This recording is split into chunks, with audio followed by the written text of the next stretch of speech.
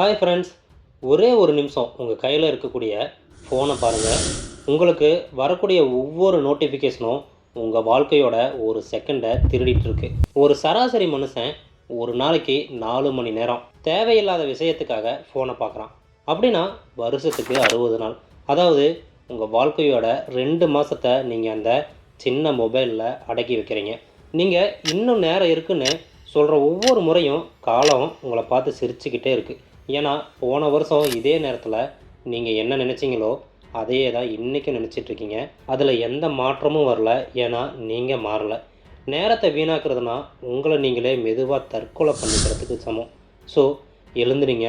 ஏன் உங்களால் ஓட முடியல தெரியுமா? ஏன்னா நீங்கள் கம்ஃபர்ட் ஜோனில் இருக்கீங்க. அந்த ஜெயில் ரொம்ப வசதியாக இருக்கும், ஆனால் அங்கே எதுவுமே வளராது.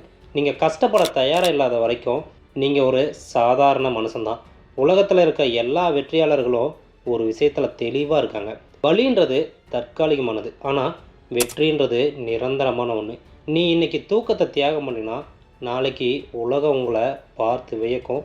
நீங்கள் இன்றைக்கி உங்கள் ஆசைகளை தியாகம் பண்ணினா நாளைக்கு உங்கள் ஆசைகள் உங்களை தேடி வரும். உங்களுக்கு எது வேணும்? ஒரு நிமிஷம் சுகமா, இல்லை ஒரு காலத்துக்கான வெற்றியா அப்படின்றத நீங்களே முடிவு பண்ணுங்கள். அதை என்னென்னு பார்க்குறதுக்கு முன்னாடி நம்ம சேனலை இது வரைக்கும் சப்ஸ்கிரைப் பண்ணாதவங்க தயவுசெய்து சப்ஸ்கிரைப் பண்ணிவிட்டு கடைசி வரைக்கும் இந்த வீடியோவை ஸ்கிப் பண்ணாமல் பாருங்கள். உங்கள் மனசு தான் உங்களோட முதல் எதிரி அப்படின்னு சொன்னால் உங்களால் நம்ப முடியுமா? அது உங்களை சமாதானப்படுத்தும். இன்றைக்கி உடம்பு சரியில்லை, நேற்று தானே அதிகமாக வேலை செஞ்சார், இன்றைக்கி ரெஸ்ட் எடுன்னு உங்கள் மனசு சொல்லும். அந்த இடத்துல தான் நீங்கள் ஜெயிக்கணும். உங்கள் மனசை உங்கள் கட்டுப்பாட்டுக்கு கொண்டு வாங்க. அது சொல்கிறத நீங்கள் கேட்காதீங்க, நீங்கள் சொல்கிறது தான் உங்கள் மனசு கேட்கணும். ஒரு குதிரையை அடக்கிற வீரனை போல் உங்களோட எண்ணங்களை அடக்க கற்றுக்கோங்க. நீங்கள் உங்கள் மனசுக்கு எப்போ எஜமானன் ஆகுறீங்களோ அப்போ தான் இந்த உலகம் உங்களுக்கு அடிமையாகும். தோல்வி பயம் இருக்கா? இருக்கட்டும், பரவாயில்ல. பயம் இருக்கிறவன் தான் பாதுகாப்பாக ஓடுவான். ஆனால் பயத்துக்காக ஓடாமல் நிற்கிறவன் கோலையாகவே இருப்பான். 100 முறை விழுந்தாலும் 101வது முறை எழும்போது நீங்கள் முன்னத்தை விட இப்போ பலசாலியாக இருப்பீங்க.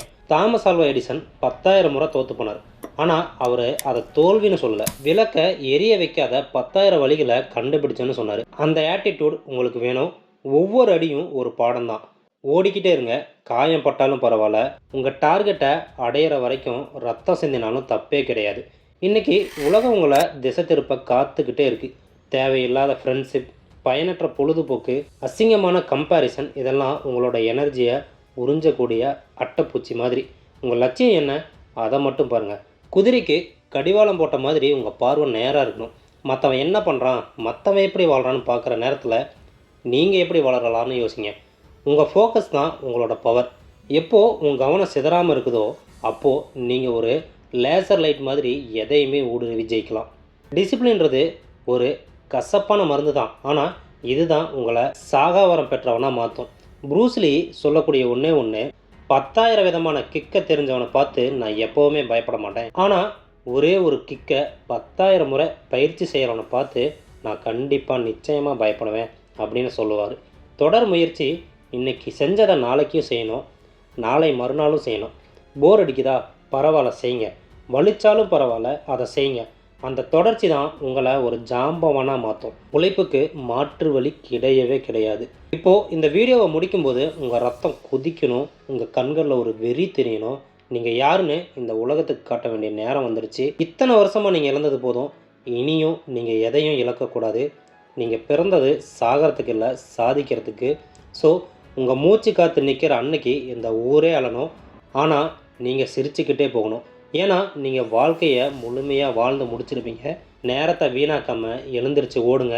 இது உங்கள் காலம், இது உங்களோட சாம்ராஜ்யம். ஸோ ஃப்ரெண்ட்ஸ், இந்த வீடியோ உங்களுக்கு பிடிச்சிருந்தா சப்ஸ்கிரைப் பண்ணுங்கள். இந்த மாதிரி நிறைய வீடியோ நம்ம சேனலில் தொடர்ந்து வந்துக்கிட்டே இருக்க போது அதுக்கு உங்கள் ஃப்ரெண்ட்ஸுக்கு மறக்காமல் ஷேர் பண்ணுங்கள்.